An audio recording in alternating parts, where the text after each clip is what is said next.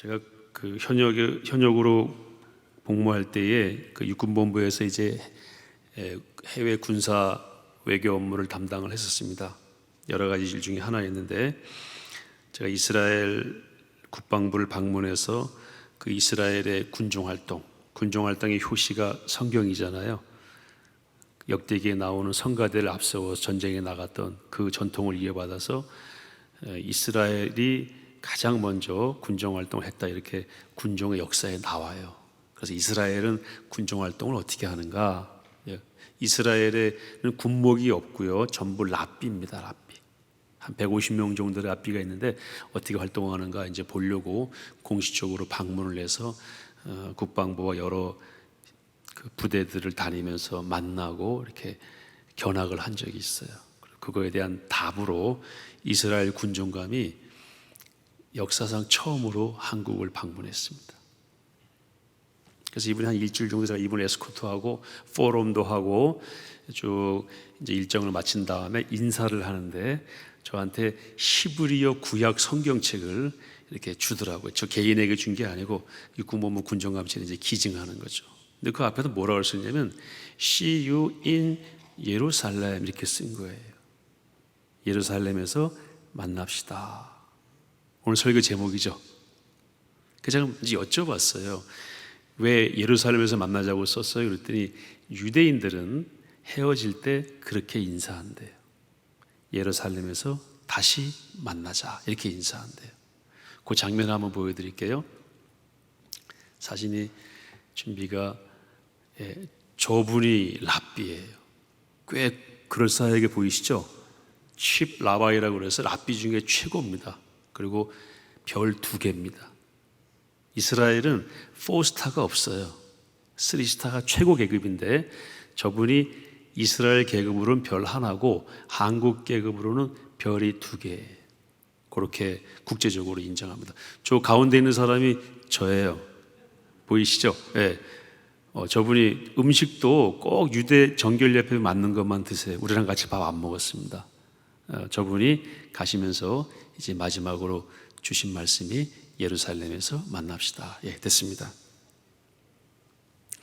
예루살렘은 어떤 곳인가 하는 걸 좀 우리가 같이 생각을 해 봤으면 좋겠어요.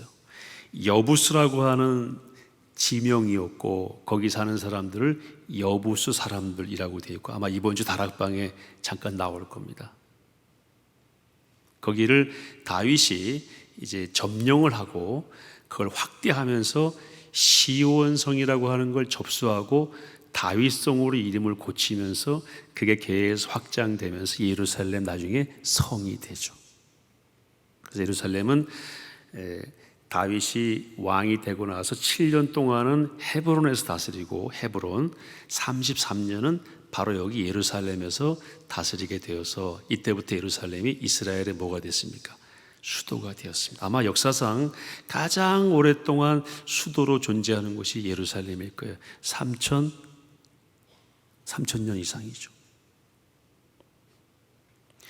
예루살렘이라는 말의 의미는 평화의 도시라는 뜻입니다. 예루살렘 할 때 샬롬하고 같아요. 그래서 이 평화의 도시다. 지중해의 연해에 있고 이스라엘은, 그리고 북쪽으로는 시리아, 레바논이 있고 남쪽으로 쭉 가면 아프리카가 있고 아프리카에서 가장 큰 나라 중에 하나인 이집트가 있죠. 그래서 아프리카를 치려고 하는 유럽의 열강들은 반드시 이스라엘을 밟고 갔습니다. 또 아프리카에 있는 제국들이 힘이 생겨서 유럽으로 진출하려면 어디를 밟고 가야 돼요? 예루살렘, 이스라엘을 밟고 가야 했어요. 그래서 이스라엘은 이래저래 치이는 동네 북이었습니다. 그래서 여러분 아시지만 바벨론 제국, 페르시아, 그 다음에 헬라, 알렉산더죠. 알렉산더 제국, 헬라, 그리고 로마 제국, 심지어는요 몽골의 징기스칸까지 예루살렘을 치러 거의 다 갔어요. 갔다가 몽골이 징기스칸이 죽는 바람에 몽골 군대가 더 못 들어갔죠. 그러니까 힘이 세지면은 유럽이나 아프리카를 향해 진출하는 모든 세력들이 반드시 밟고 가는 것이 어디였다? 이스라엘이었다. 그 수도가 예루살렘. 예루살렘은 한 800m 정도 고지에 있어요. 그래서 대관령 정도라고 보시면 됩니다. 연중 평균 기온이요, 살기 딱 좋은 9도에서 25도 사이입니다.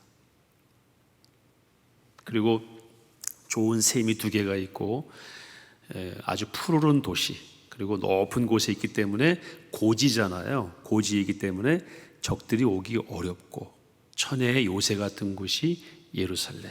예루살렘을 중심으로 고속도로가 펼쳐져 있는데 그걸 왕의 대로라고 해요. 영어로는 King's Highway.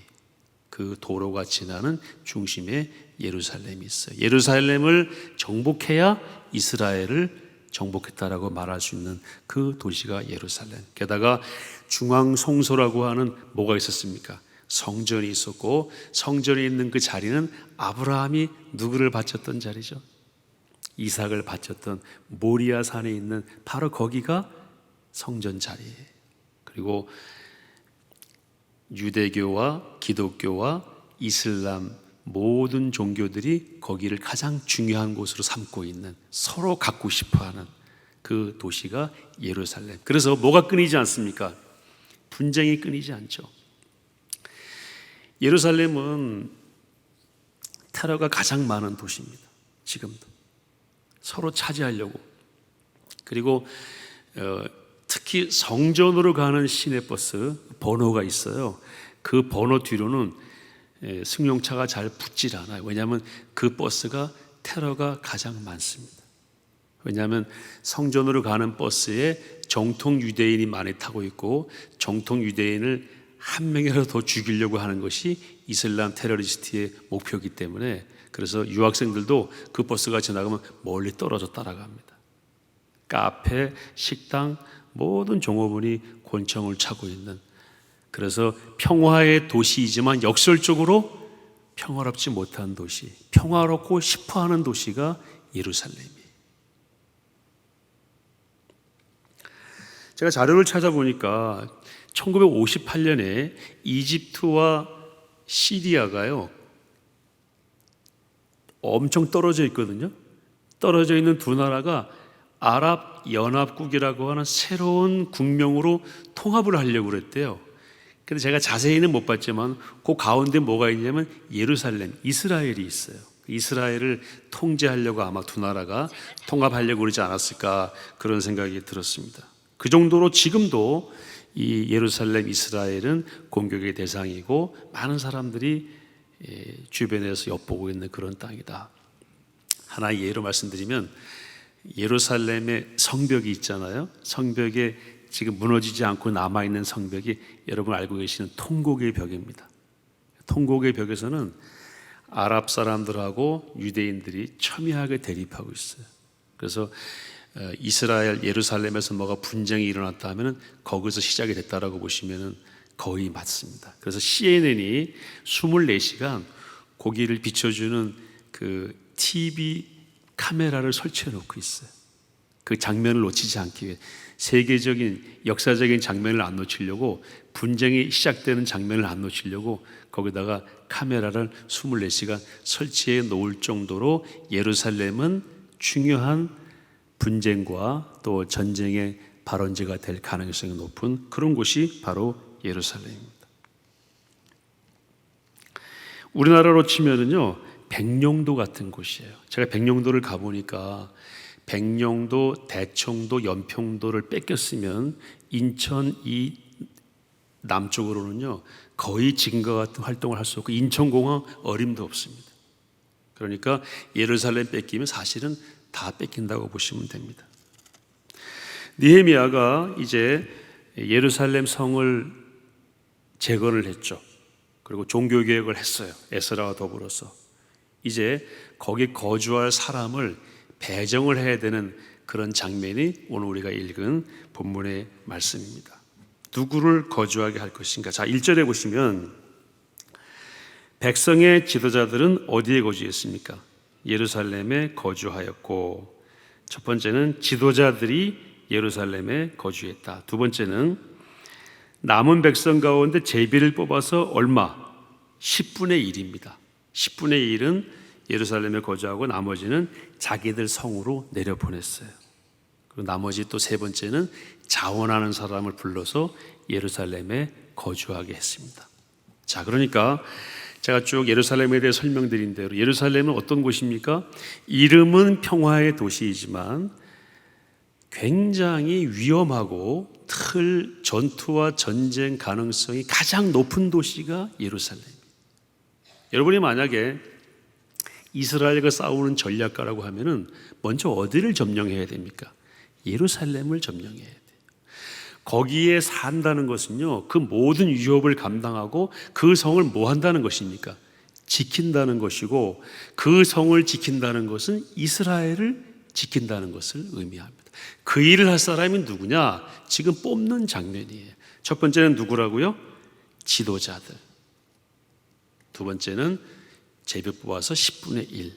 세 번째는 자원하는 사람을 모아서 그 성에 거주하게 함으로써 이제 성벽을 재건한 다음에 거기에 사는 사람을 채움으로써 이스라엘 전체를 보호하는 국가가 다시 서는 그 일을 이제 하나하나 진행하고 있는 것입니다. 이것이 얼마나 위험하고 또 중차에 대한 일인가를 알 수 있는 것이 2절에 보시면 예루살렘에 거주하기를 자원하는 모든 자를 위하여 백성들이 뭘 했습니까? 복을 빌었다고 그랬어요. 정말 고맙다. 내 대신 그 위험한 곳에 들어가서 성을 지켜주니 참 고맙다. 이렇게 복을 빌었다고 성경에 기록하고 있어요. 그러니까 거기 들어간 사람들은 대신 들어가서 어려운 일을 자초하고 자기를 희생하는 마음으로 들어간 것입니다. 오늘 말씀의 주제는 이것입니다. 위험하고 힘든 일을 감당하는 그 사람이 누구다? 지도자다.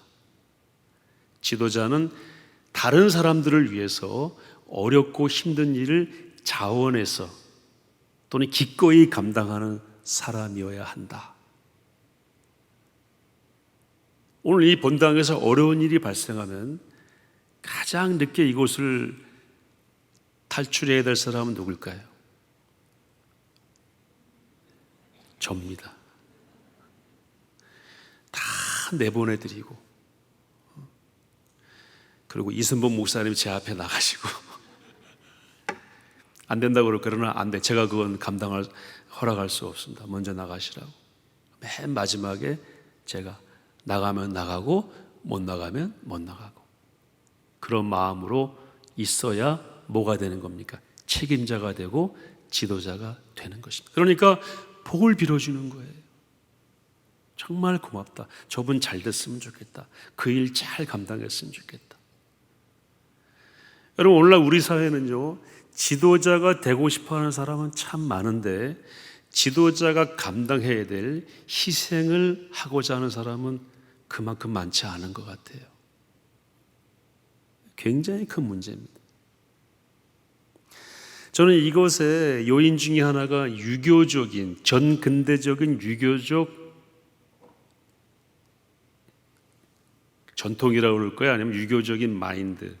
유교적인 마인드는 뭡니까? 열심히 공부해서 과거에 급제하면 갑자기 한순간에 뭐가 돼요?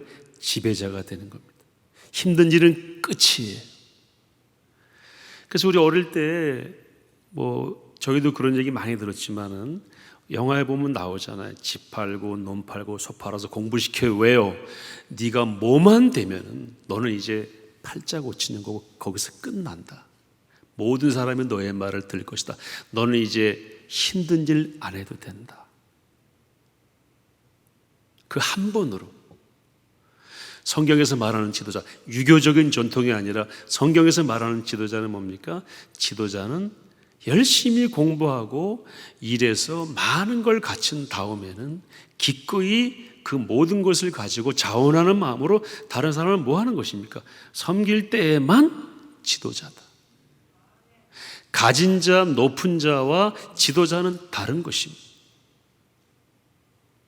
저는 우리 한국 사회가 정말 기독교인이든 아니든 간에 이 성경적인 지도자 간으로 회복될 수 있기를 간절히 기도합니다. 그렇지 않으면 소망이 없습니다.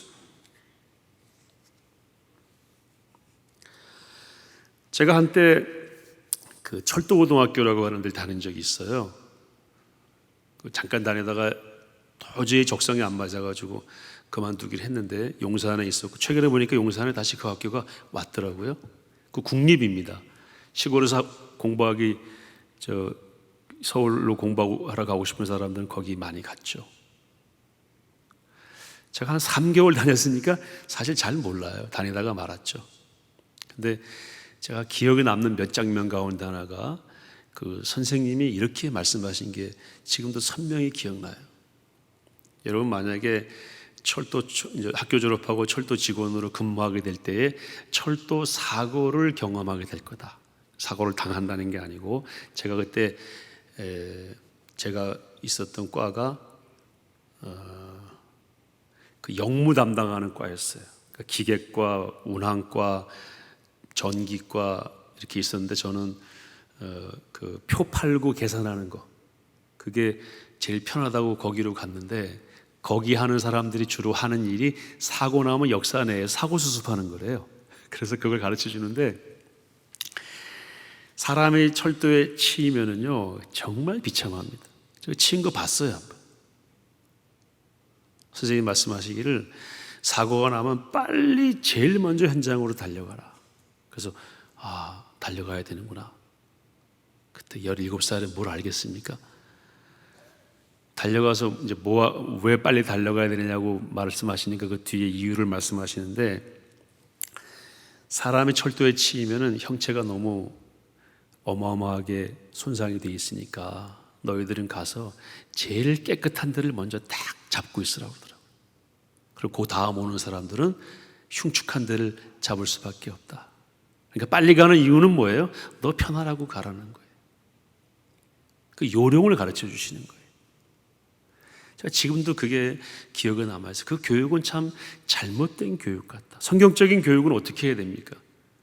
빨리 가는 건 좋고 늦게 가는 건 좋은데, 어쨌든 할 수만 있으면은 뭐 어려운 일을 도맡아라 이러기보다는 최선을 다해서 잘 섬기고, 혹시 처음 온 사람이 있으면은 그 사람에게 좀 깨끗한 일을 맡기고 너는 험한 일을 하고, 이렇게 해서 전체적으로 조화를 이뤄서 수습하는 것이 공직자로서의 자세다. 이렇게 했으면은 참 좋은 기억으로 남았을 것 같아요. 아주 이기적인 교육이죠. 네가 먼저 가게 되면은 너는 유리할 것이다. 네가 늦으면 불리할 것이다. 네가 공부를 해야 되는 이유는 유리한 곳에 가기 위해서다. 그렇지 않으면 너는 추운 곳은 추운 데서 일해야 되고, 더울 때는 더운 데서 일해야 될 것이다. 어떤 개그맨이 공부 못하면 그렇게 해야 된다고 그러더라고요. 성경적인 건 무엇입니까? 그렇지 않죠. 배우면 배울수록 섬길 기회가 더 많고, 그것을 오히려 감사하게 여기는 것이 성경적인 가치관이죠. 제가 축구를 워낙 좋아하니까요, 저희 가까운 동네에 이제 축구를 하는데 프랑스 학생들이 축구하러 많이 와요. 근데 프랑스 학생들은 남자, 여자, 여학생, 남학생이 같이 축구를 합니다. 제가 이렇게 축구하는 거 보면서 재미있는 현상을 하나 발견했습니다. 하루 이틀 한 게 아니고 제가 수년 동안 축구를 같이 했으니까. 한국 학생들은 볼을 잡으면 다른 사람을 안 봐요. 볼만 봐요. 그리고 그 볼 가지고 어디까지 갈 건지 가다가 꼭 뺏겨요. 그리고 뒤에다 욕먹어요. 다음에 볼 잡으면 또 그렇게 해요. 네, 여러분 축구 선수 보시면 아시지만 볼이 오기 전에 반드시 주변을 살핍니다. 왜요? 나에게 주어진 볼을 누구에게 주면 제일 유리할 것이. 축구는 패스거든요. 패스를 통해서 가는 거기 때문에. 그래서 전문 선수들은 그렇게 보죠. 제가 말씀드리는 건 아마추어, 우리 일반적인 축구하러 오는 동호인들 얘기하는 겁니다. 프랑스 아이들은요, 볼을 잡으면 꼭 다른 데를 보더라고요. 그리고 패스를 해줘요. 그래서 볼이 구석구석까지 가요. 근데 한국 우리 아이들은 볼이 구석으로 갈 새가 없어요. 그냥 가지고 있다가 그 어떻게 하려고 볼을 잡고 있는 건지 모르겠어요. 그러다가 꼭 뺏긴 다음에 디리다 욕먹고 자기도 남 욕하고, 발전이 없어요. 제가 드리는 말씀이 맞는지 안 맞는지 보시려면 오늘 저녁에 반포종합 운동장에 오시면 볼 수 있습니다.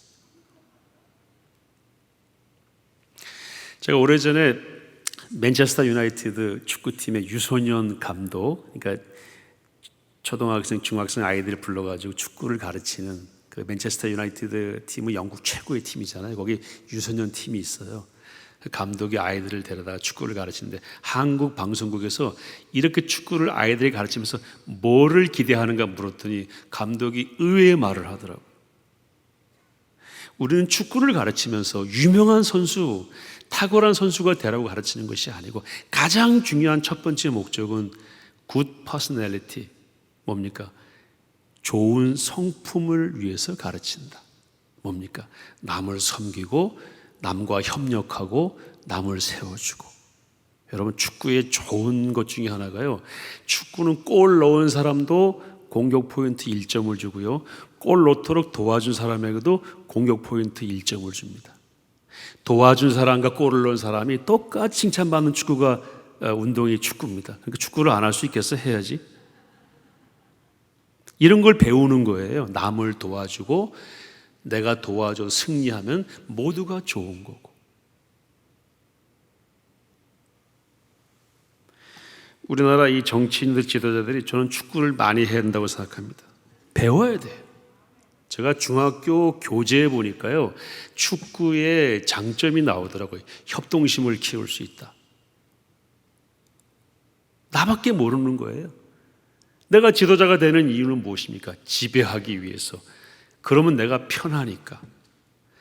오늘 지도자, 느헤미야를 포함한 성경에 나온 지도자 뒤에 그래서 그 사람들의 이름이 나오잖아요. 역대상에 가면은요, 전체 숫자가 나와요. 또 같은 내용인데 남을 위해서 굴로 들어가는 겁니다.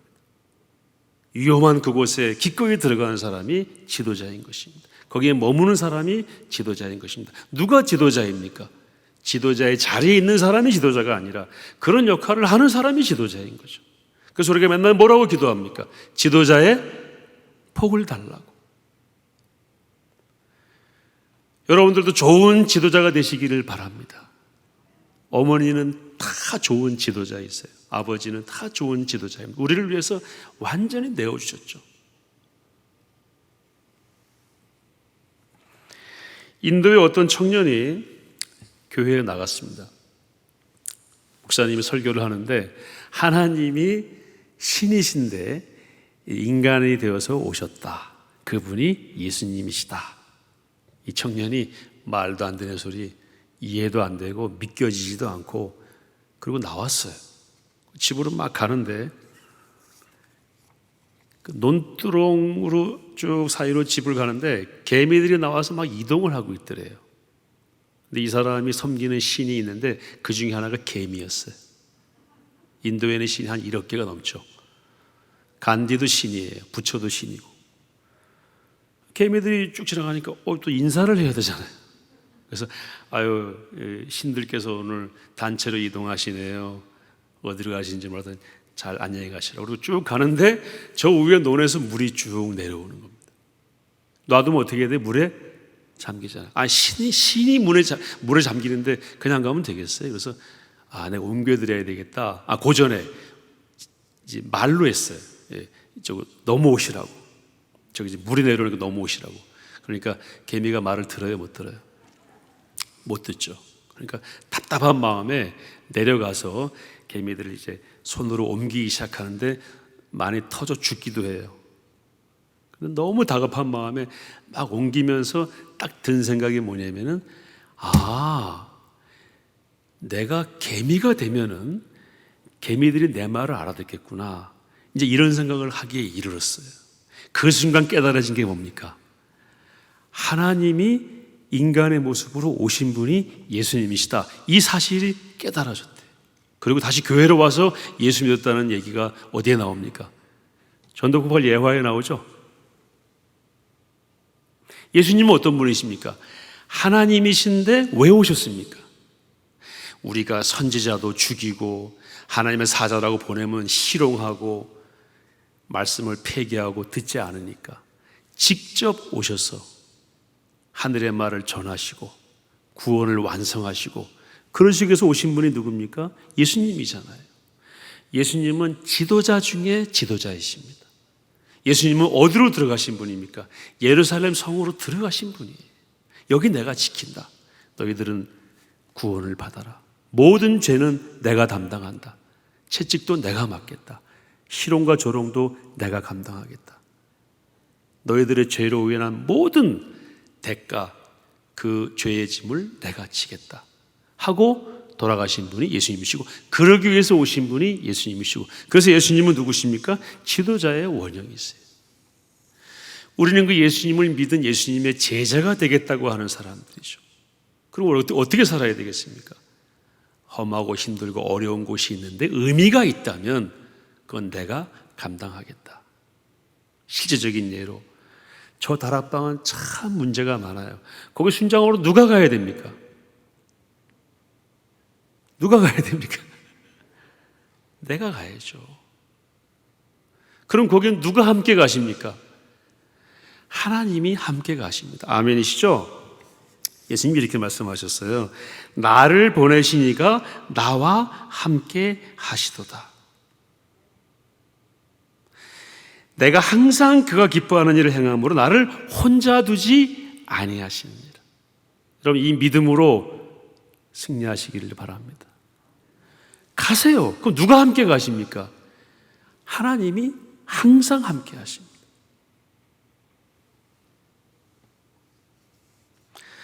제가 군대 가기 전에 이제 제가 섬기던 수원의 어느 큰 교회에서 이제 저녁 예배, 주일 저녁 예배 설교를 하고 마지막 인사를 하는데 제가 이렇게 인사를 했습니다. 저는 원래 군대 못 갈 사람인데 가게 됐습니다. 왜냐하면 제가 데모를 하도 많이 해가지고 리스트에 올라가 있었거든요. 그래서 군대 갈 수 없는데 하나님께서 누굴 통해 큰 역사를 일으키셔가지고 정말 그 이름이 삭제돼서 올라갔어요. 제가 그걸 알아요. 현장에서 봤기 때문에. 그래서 저는 은혜를 너무 많이 입어서 이제 군목으로 임관하게 됐습니다. 그러니까 저는 여한이 없고 다른 게 바랄 게 없다고 저를 위해 기도하실 때에는 이제 제가 대한민국에서 가장 힘든 부대, 가장 그 못된 지휘관, 그곳으로 보내게 해달라고 기도해 달라고 그랬어요. 그랬더니 막 웃으시더라고요. 그리고 이제 임관해가지고 전방으로 왔는데 그 교회에서 한번 우리 교회 찾아오셨어요. 근데 그분들에게 제가 여러분들이 기도한 거 기억나십니까? 또 어떤 권사님이 그렇게 알고요. 지금도 그렇게 기도한다고 그러시더라고요. 근데 제가 갔던 부대가 참 좋은 부대였습니다. GOP 사단에 가면 철책을 지키는 연대가 하나 있는데 그 연대에 누가 갈까 3명의 초임 장교 가운데 누가 갈까 할 때 제가 자원했어요. 내가 가겠다. 철책에 가서 이제 근무를 하게 되는데 부대 분위기가 너무 좋았습니다. 그래서 하나님께서 이렇게 이런 기도를 했더니 이렇게 또 반대로 역사하시는구나. 참 좋았죠. 그 다음에 또 제가 전방으로 또 이동했어요. 그러니까 철책부대 2년 근무한 또 후방으로 나오는데 또 강원도 고성, 제 고향으로 이제 또 자원해서 갔습니다. 거기 갔더니 그분이 기다리고 계시더라고요. 대한민국에서 가장 목사를 괴롭히는 것을 사명으로 알고 있는 지휘관이 신고하는 첫날부터 저를 괴롭히더라고요. 그래서 제가 너무너무 힘들어가지고 뭐 다 자세히 말씀드릴 필요는 없고 너무너무 힘들어가지고요. 막 어떻게 할 줄 몰라 하는데 제가 기도 못하겠던 그게 생각이 나는 거예요. 얼마나 감사했는지 몰라. 이거 기도의 뭐구나. 기도의 응답이고 여기에는 반드시 하나님이 함께 하시겠구나.